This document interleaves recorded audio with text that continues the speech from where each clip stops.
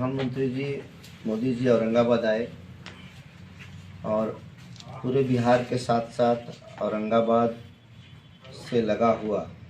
या औरंगाबाद के लिए उन्होंने कहा, आपने सुना भी होगा, उन्होंने औरंगाबाद की सबसे बड़ी जो योजना है, सबसे बड़ा यहाँ का जो मुद्दा है, उसकी चर्चा अपने मुंह से मंच से की।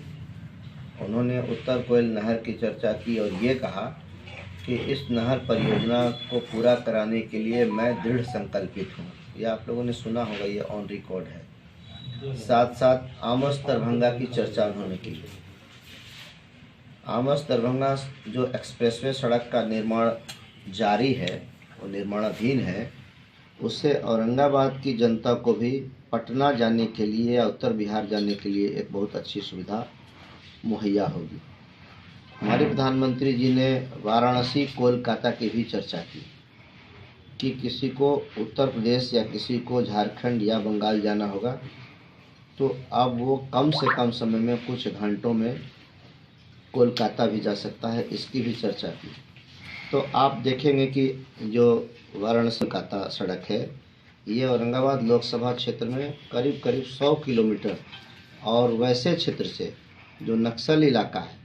जो औरंगाबाद का दक्षिणी हिस्सा है, जंगली हिस्सा है, उस क्षेत्र से ये सड़क गुजर रही है। तो औरंगाबाद ज़िला और गया ज़िले का वो भाग जो औरंगाबाद संसदीय क्षेत्र में है, उसका विकास होगा, वहाँ रोज़गार के अवसर पैदा होंगे, नक्सल की समस्या खत्म होगी, जिसकी चर्चा हमारे प्रधानमंत्री जी ने की। हरियाही नहर परियोजना जब हमारे आदरणीय प्रधानमंत्री श्री नरेंद्र मोदी जी सभा को संबोधित कर रहे थे, आप लोगों ने इस बात पर गौर किया होगा, इस बात का नोटिस लिया होगा कि उन्होंने एक से अधिक बार भीड़ की चर्चा की और ये कहा कि जहाँ तक मेरी नज़र जा रही है वहाँ लोग ही लोग हैं।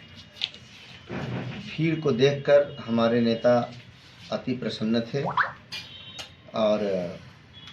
चूँकि बिहार में लोकसभा चुनाव से पहले रामलला को विराजमान कराने के बाद पहली बार औरंगाबाद ही कार्यक्रम हो रहा था, तो इस कार्य का सफल होना